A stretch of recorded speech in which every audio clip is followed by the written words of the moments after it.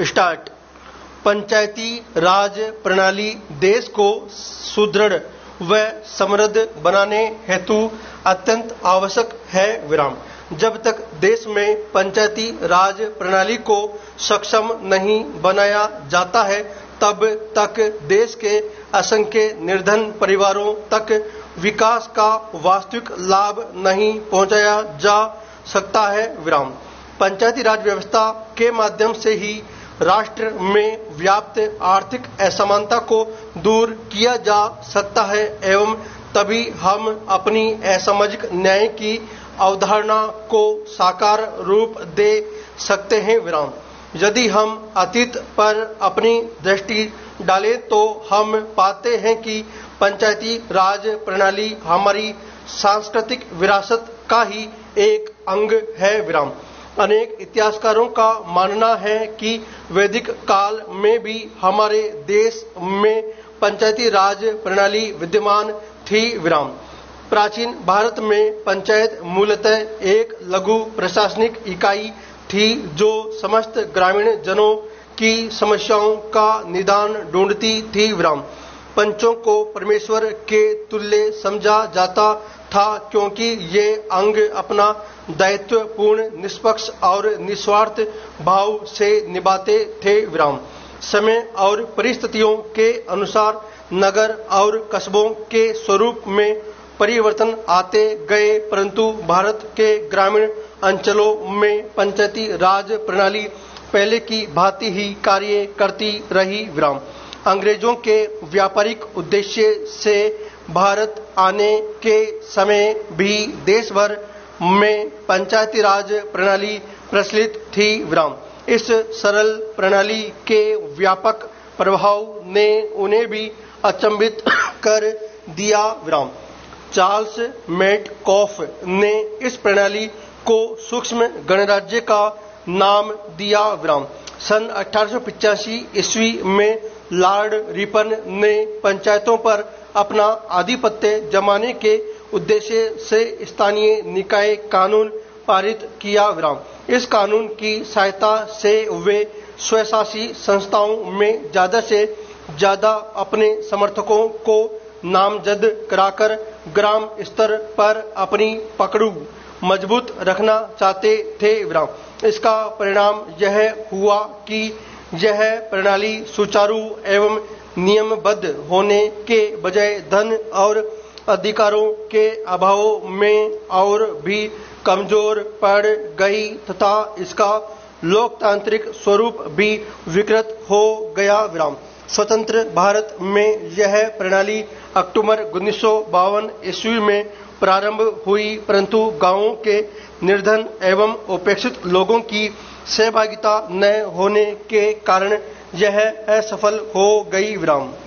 भारत में पंचायती राज प्रणाली की पुनः शुरुआत 1959 ईस्वी में बलवंत राय मेहता समिति की रिपोर्ट के आधार पर हुई विराम। इस त्रिस्तरीय प्रणाली में जिला स्तर पर जिला परिषद, खंड स्तर पर पंचायत समिति तथा ग्राम स्तर पर ग्राम पंचायत की स्थापना का प्रावधान रखा गया विराम। इस प्रणाली का प्रारंभ सर्वप्रथम राजस्थान और आंध्र प्रदेश में हुआ विराम। बाद में यह विस्तृत रूप में पूरे देश में लागू की गई विराम। पंचायती राज प्रणाली लागू होने के कुछ समय उपरांत से ही यह अप्रभावी होने लगी विराम।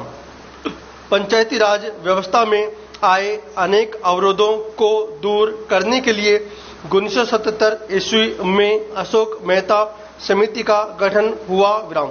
इसके पश्चात 1985 ईस्वी में जीटी के राव समिति तथा 1986 में लक्ष्मी मल्ल सिंघवी समिति का गठन किया गया विराम। इन सभी समितियों की राय यही थी कि देश में पंचायती राज प्रणाली को सुदृढ़ बनाना अनिवार्य है विराम।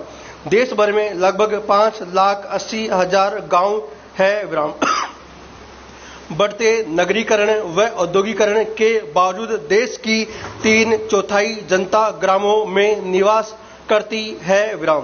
इन आंकड़ों के माध्यम से सरकार ने माना कि निर्धनता को दूर करने तथा देश में चहुमुखी विकास के लिए पंचायती राज प्रणाली देश की एक आवश्यकता है विराम। इसके फलस्वरूप 24 अप्रैल 1993 ईस्वी को 73वां संविधान संशोधन विधेयक लागू हुआ, जो पंचायती राज के आधुनिक इतिहास में अविस्मरणीय है विराम। हमारी पंचायती राज प्रणाली में अभी भी काफी दोष एवं कमियां हैं विराम। हमारी पंचायती राज प्रणाली में कितने ही प्रांत ऐसे हैं जहां चुनाव बड़े अनियमित ढंग से हो रहे हैं विराम। इसे केंद्रीय सत्ता द्वारा पंचायती राज प्रणाली को कमजोर बनाने के प्रयास के रूप में देखा जाना चाहिए। Paragraph change. दूसरी ओर पंचायतों को सीधे धन मुहैया न कराने की व्यवस्था भी खामियों से भरी हुई है विराम। कोई भी प्रमुख पेक्षी विराम स्वायत्त संस्था नौकरशाही के अधीन रहकर फल फूल नहीं सकती विराम। पंचायतों को अपनी मर्जी से योजनाएं बनाने, धन व्यय करने आदि की छूट मिलनी चाहिए विराम। इस कानून के अंतर्गत 20 लाख से अधिक जनसंख्या वाले प्रदेश का प्रत्येक क्षेत्र पंचायती राज की त्रिस्तरीय प्रणाली लागू करेगा विराम। इस कानून ने ग्राम सभा को संवैधानिक अधिकार प्रदान कर दिया विराम। इसके अतिरिक्त 5 वर्ष बाद पंचायतों का चुनाव अनुसूचित जातियों, जनजातियों व महिलाओं के लिए कम से कम 1/3 सीटों का आरक्षण तथा प्रत्येक राज्य में राज्य वित्त आयोग का गठन आदि व्यवस्थाएं इस कानून के अंतर्गत की गई विराम। इसके अतिरिक्त ग्रामीण निर्धनों व दलितों के उत्थान के लिए अनेक प्रभावी कदम उठाए गए विराम। 73वें संविधान संशोधन के पश्चात पिछले 8-9 वर्षों में हमें आशातीत सफलता प्राप्त नहीं हुई है विराम। एक बार फिर संविधान में संशोधन की मांग उठाई गई है ताकि उक्त पंचायती राज कानून में अपेक्षित बदलाव लाया जा सके विराम। असमानता को दूर करने तथा सामाजिक न्याय की अवधारणा को साकार करने हेतु पंचायती राज प्रणाली को सुदृढ़ बनाना ही होगा विराम। इसके लिए दृढ़ राजनीतिक इच्छा शक्ति की नितांत आवश्यकता है विराम। पंचायती राज का सीधा अर्थ है पंचायत के राज शासन करना विराम। प्रश्न है कि पंचायत के द्वारा कहाँ का शासन और किसके द्वारा शासन किस अर्थ में होगा विराम। इसके उत्तर में हमें पंचायती राज के स्वरूप, उसके परिणामों और कारणों पर विचार करना होगा विराम। आजादी से पहले और आजादी के बाद भी हमारे देश की ग्रामीण दशा अपेक्षित और दयनीय हो रही है विराम। ग्राम पंचायतों के विषय में काफी समय से विचार विमर्श होते रहे हैं विराम। आजादी के बाद इस पर अधिक ध्यान दिया गया विराम। सन 1952 ईस्वी में फोर्ड फाउंडेशन की सहायता से कम्युनिटी डेवलपमेंट प्रोग्राम और सन 1953 ईस्वी में नेशनल एक्सटेंशन सर्विस के माध्यम से ग्रामोत्थान और विकास की परियोजनाओं को लागू करने के लिए विचार विमर्श किए गए थे विराम।